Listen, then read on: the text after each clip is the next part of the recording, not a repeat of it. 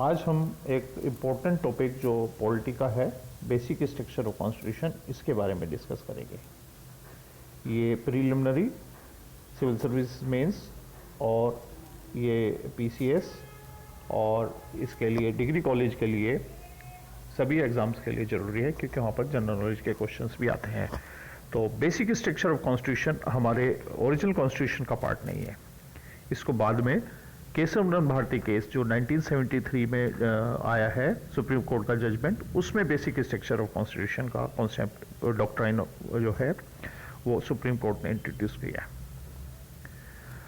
Basic structure जो according to supreme court कुछ points हैं वो शामिल होते हैं उसमें, जैसे supremacy of the constitution, sovereign, democratic and Republican nature of the Indian polity, secular character of the constitution, separation of the power between legislature, the executive and judiciary, federal character of the constitution, unity and integrity of the nation.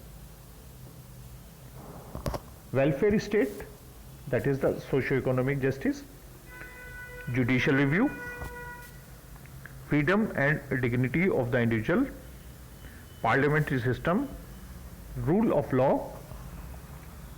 harmony and balance between fundamental rights and directive principles and principles of the equality। ये जो almost 13 points मिला करके ये basic structure हमारे constitution का बनाते हैं। तो सबसे पहला जो केस था वो शंकरी प्रसाद केस 1951 में था। Parliament can amend constitution under article 368 और उधर आर्टिकल 13 में भी लॉज होते हैं। तो दो तरह से लॉ बनाए जा सकते हैं, आर्टिकल 13 के थ्रू और आर्टिकल 368 के थ्रू।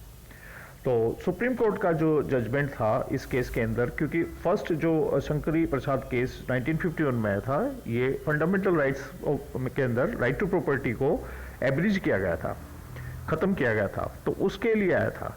तो उसमें सुप्रीम कोर्ट का डिसीजन था कि पार्लियामेंट को जो है 368 के अंदर कॉन्स्टिट्यूशन अमेंड कर सकती है और इसका जो लॉ बना हुआ है वो आर्टिकल 13 से डिफरेंट होता है।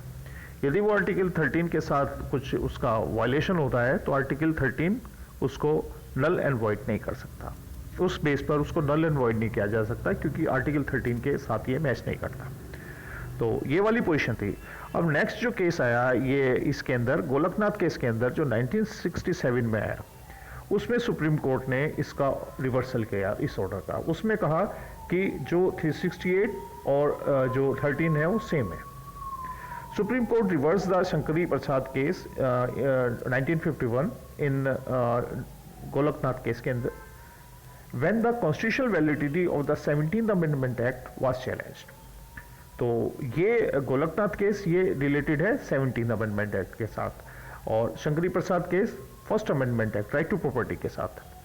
Supreme court view in Golaknath case 1967 में ये रहा, fundamental rights are given a transcendental and immutable position. तो क्योंकि इस वाले कॉज की वजह से पार्लियामेंट फंडामेंटल राइट्स के अंदर अमेंडमेंट नहीं कर सकती 1967 के अंदर, जबकि पहले में फंडामेंटल राइट्स के अंदर चेंज कर सकती थी, ऐसा कोई कंट्रोवर्सी नहीं थी। लेकिन अब गोलकनाथ केस के बाद क्या हुआ, गवर्नमेंट का रिएक्शन आया और उसने आर्टिकल 13 और 368 दोनों को ही अमेंड कर दिया पार्लियामेंट के इलेक्शन में। Parliament amended article 13 and 368। Parliament restored the position as in Shankari Prasad case 1951 वाली वो सिचुएशन रिस्टोर करी कि 368 के थ्रू पार्लियामेंट को एक्सटेंसिव पावर मिल जाती है। Keshavananda Bharati case next आया। केशव नंद भारती केस के अंदर सुप्रीम कोर्ट ने जो बेसिक स्ट्रक्चर ऑफ कॉन्स्टिट्यूशन का कॉन्सेप्ट दिया और इसने 3 मेजर पॉइंट्स है केशव नंद भारती केस के कि supreme court overruled it judgment in Golaknath case 1967। It upheld the validity of the 24th Amendment Act 1971 and Parliament cannot abridge fundamental right because they are the part of the basic structure of the Constitution।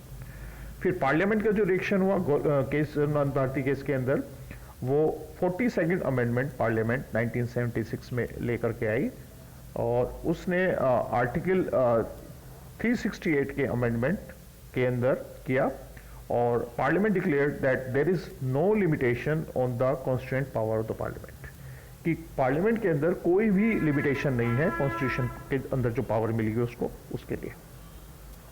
मिनरवल bill case 1980 में supreme court reaction against this one, that was the 42nd amendment act में, Minerva bill case में उसने उसको stuck down किया, because 42nd amendment exclude the judicial review, A basic feature of the constitution, क्योंकि उसके अंदर extensive power उसके अंदर थी। तो पावर का जो एक सुप्रीम कोर्ट वर्सेस पार्लियामेंट के अंदर स्ट्रगल का पॉइंट है ये। Parliament can not amend, parliament can not expand under article 368 इस अमेंडिंग पावर, कि पार्लियामेंट जो है 368 आर्टिकल के थ्रू अपनी अमेंडमेंट जो पावर्स हैं उसको एक्सपेंड नहीं कर सकती। उसके बाद वोमन राव केस आया 1981 में, the concept of the doctrine of the basic structure will apply on the cases after April 24, 1973, the date on the judgment of Kesar Bharati case. और एक इंपॉर्टेंट पॉइंट ये भी है कि जिस समय सिविल सर्विस के इंटरव्यू चल रहे होते हैं खासकर, तो यही टाइम होता है, तो ऐसे स्टूडेंट, ऐसे कैंडिडेट जिनका इंटरव्यू 24 को आता है, तो उनसे इसके बारे में क्वेश्चन पुटअप किया जा सकता है। और 24 अप्रैल दूसरे लिए भी इंपॉर्टेंट है कि उस दिन तेंदुलकर का बर्थडे भी है, सेम डेट को, अप्रैल 24, 1973।